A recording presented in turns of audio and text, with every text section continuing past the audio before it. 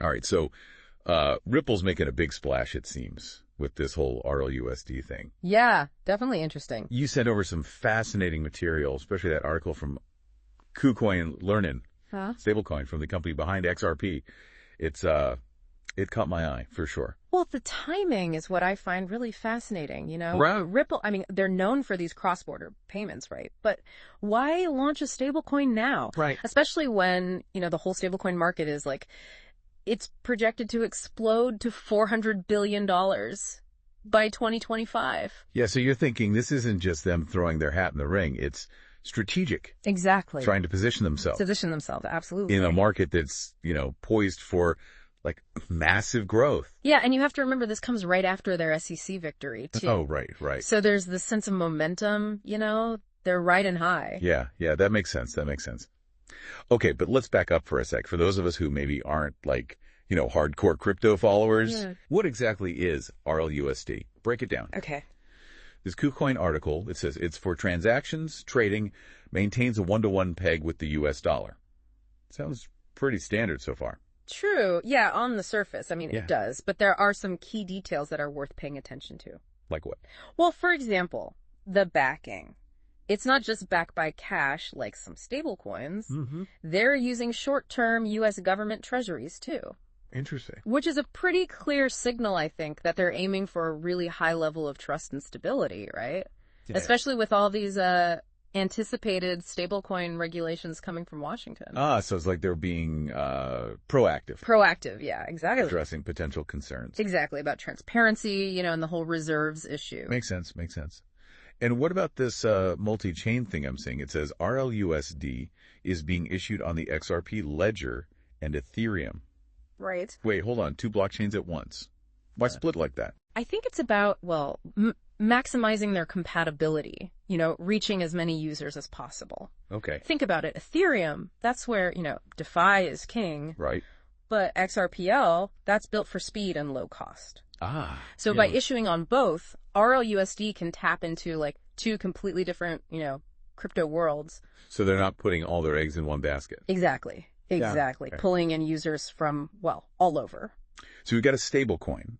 It's designed for stability, got this regulatory compliance kind of baked in, and it's accessible on multiple blockchains. Right. What are the use cases here? What stands out to you? This KuCoin Learn article mentions cross-border payments. Yeah. But given Ripple's background, that seems, almost too obvious. Yeah, it's obvious, but I think you have to consider the context. Yeah. RLUSD, with its stability, that could be huge in places with, volatile currency. Right, emerging markets. Emerging markets, exactly. I mean, imagine using RLUSD for everyday transactions in a country with crazy high inflation.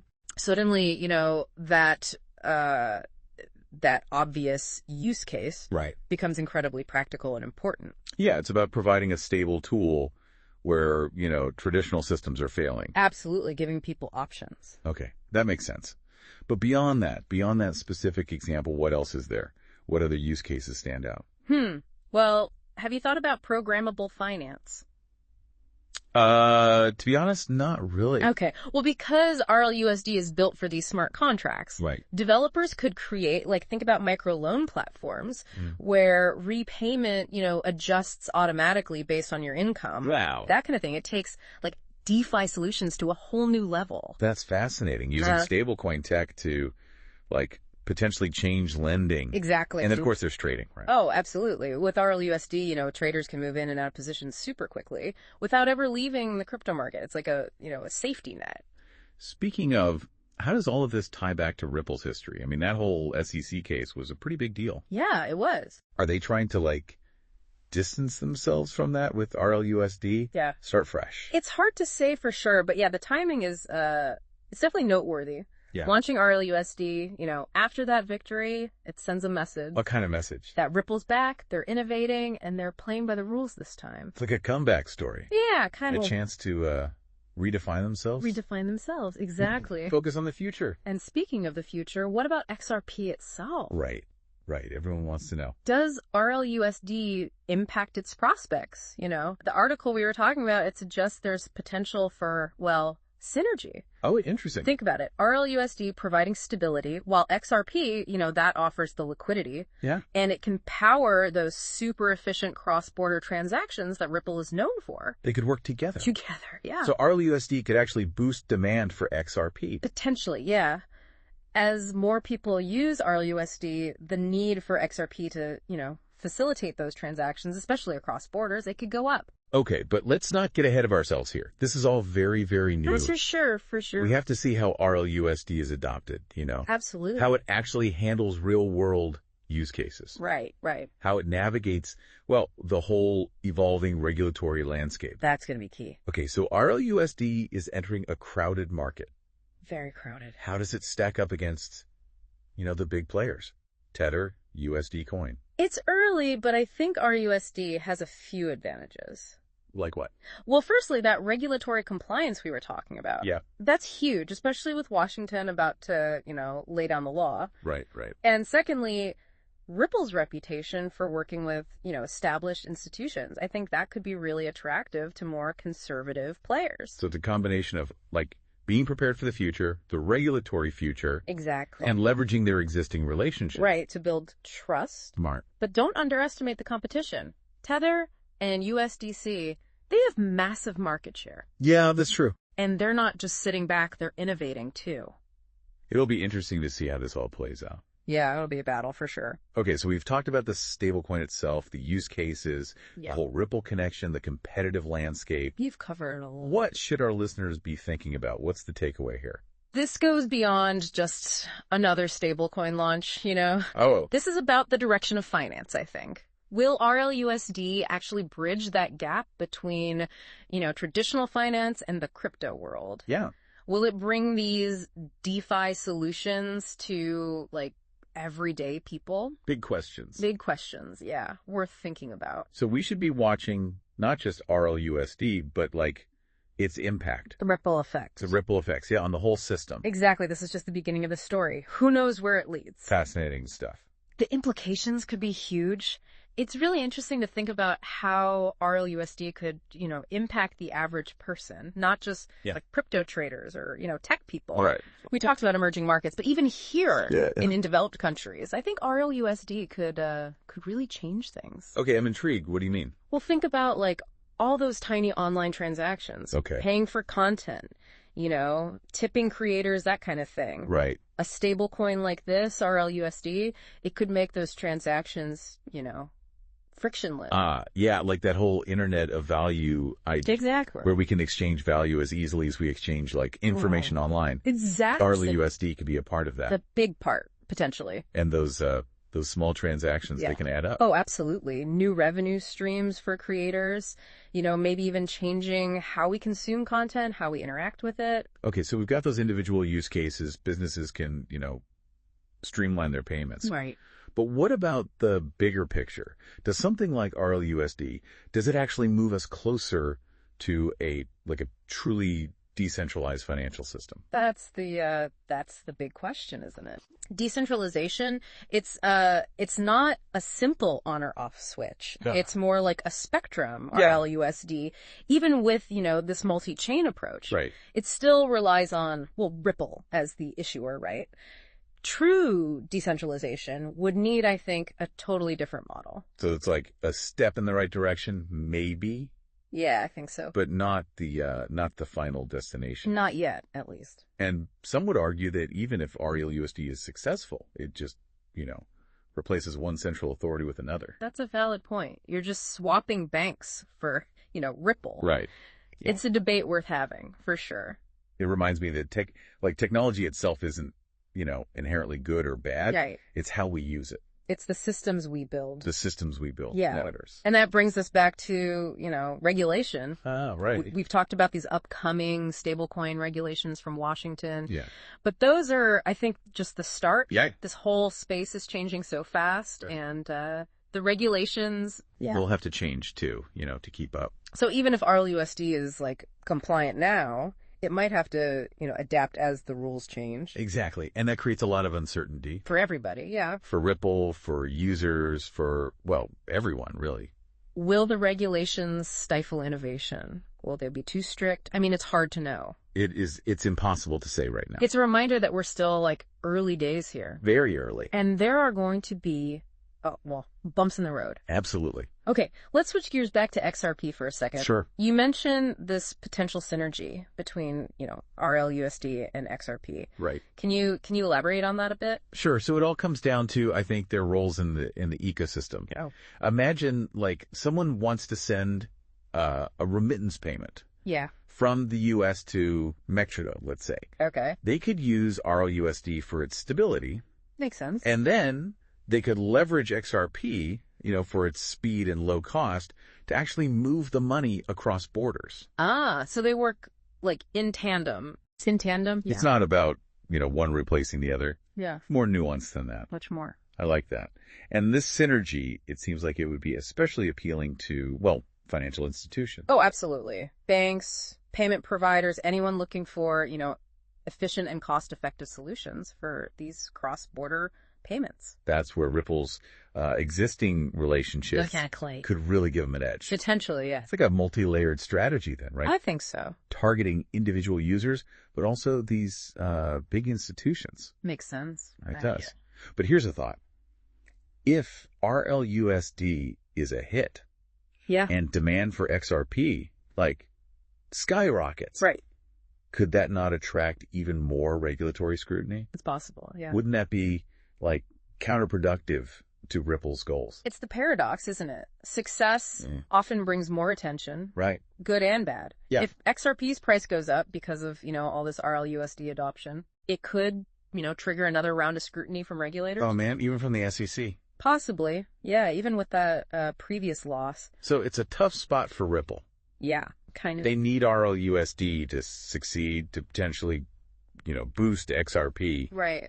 But that success could create a whole new set of problems. It's a balancing act for sure. Yeah, it's like they can't win. Well, I wouldn't say it's that bleak. Okay. They've dealt with regulations before. That's true. And they seem, committed to building a system that's, robust and compliant. Right. But it's definitely not going to be easy. All right, fair enough. Let's zoom out for a minute here. Yeah. We've talked a lot about, RLUSD, XRP, Ripple. Yeah. What does all this mean for the future of money? Are we really headed towards a world where, stable coins become the dominant currency? That's a really big question. It is. And it sparks a lot of debate. Yeah. Some experts, they believe stablecoins are the natural evolution of money.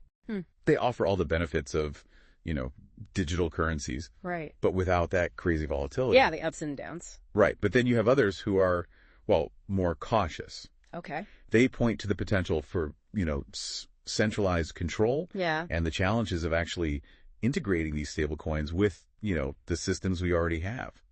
So there's no clear consensus on whether this is the future. No, not yet. At least. Very complicated. Technology, regulations, user adoption, global economics. Right. All of these things will shape the future of money, in ways we can't even predict.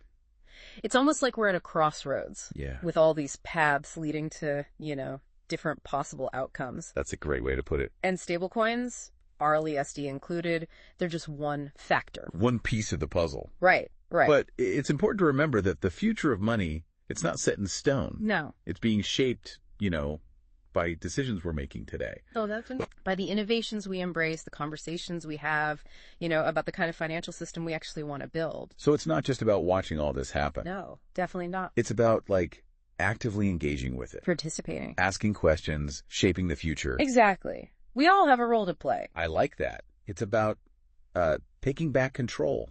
In a way. Even when these systems feel, so big and complex. I agree. And that's what makes it so exciting. Yeah. There's so much potential for, for transformation, We've covered a lot of ground here. We have. From the nuts and bolts of RLUSD. Right. To its potential impact on, the whole global financial system. That's a big topic. It is. And it's clear that stablecoins, they're more than just a fad. Oh, yeah. Feels like a real shift in how we think about money. I think so, too. And RLUSD, with, its ties to Ripple and XRP, it's right at the center of all of that. Yeah. It's not just about, making payments easier. It's about who controls the flow of value in the future. You keep coming back to this idea of control. That's important. What are the potential downsides here? Yeah. Even with a stablecoin that's, designed for stability and compliance, what happens if it becomes too dominant? Well, imagine a world where, a single stablecoin, or maybe a handful of them, handle most of the transactions. Okay. That concentration of power, even if it starts with, good intentions, it can be a problem. How so? Well, it could, limit competition. Right. Stifle intuition and potentially leave users vulnerable, if something goes wrong. It's like putting all your eggs in one basket, even if it seems like a safe basket. Exactly. And it makes you think about, those people who are skeptical of crypto in general. Right. The critics. The critics, yeah. They often argue that it's just replacing one set of gatekeepers with another, And those arguments, they're not entirely wrong, are they? No, they're not. We can't just assume that because something is, built on blockchain, that it's automatically decentralized or better than what we have now. Right. We have to be critical, ask the tough questions, hold these new systems accountable. But how do we do that? I mean, us as individuals, how can we influence something as big as, the global financial system? Yeah, it can feel like an impossible task, right? It does. But it's not about, single-handedly changing the system overnight. Right. It's about participating in an informed way, I think. Right. Educate yourself about the technology. Okay. Understand, the potential benefits and the risks. Yeah. And then support projects, that align with what you believe in. So even small actions, collectively. Exactly. They can make a difference. So learning about RLUSD and stablecoins in general, it's not just about, maybe making some money. No, it's bigger than that. It's about being an informed citizen in this new world. Absolutely. Oh. And it's not just about, passively reading articles. Right. Talk about these things, Yeah. Ask questions, challenge assumptions. That's how we make sure these technologies are used for good. I like that. It's about taking back control, even when things feel, out of our hands. Exactly. Okay, before we wrap up, let's focus on RLUSD again. Sure. If someone listening is, really intrigued by all of this, what should they do? What's a good next step? I would say go beyond the headlines, Oh, interesting. Read the white paper on RLUSD. Okay. Explore the technical details, like how the XRP ledger interacts with Ethereum. Right. Don't just skim the surface. Exactly. Dig in. Get into the specifics. Become more than just a casual observer. Become an active participant. I like that. Yeah. And don't be afraid to, experiment a little. Oh, absolutely. Try sending a small payment with RLUSD, explore those DeFi platforms that support it. Right. You can even, dabble in the XRP market a bit. But always, with caution. Of course. Of course. Manage your risk. Start small. Be ready to learn from mistakes. The best way to learn sometimes. It is. And that's what's so exciting about this space, right? Yeah, it's constantly changing. There's always something new to discover. Always. Well, I think we've given our listeners a lot to think about today. I hope so. RLUSD might seem like, just another stablecoin on the surface. That's right. But it's a much bigger story, I think. It is. About the future of money, technology, and who holds the power in the financial system. Big questions. Big questions indeed. It's been a fascinating deep dive. I agree. And I encourage everyone listening to, keep exploring. Keep learning. The future is being written right now. That's right. And we all have a role to play in shaping it. Absolutely. On that note, let's wrap up this episode of The Deep Dive. Until next time, keep learning, keep questioning, and keep pushing the boundaries of what's possible.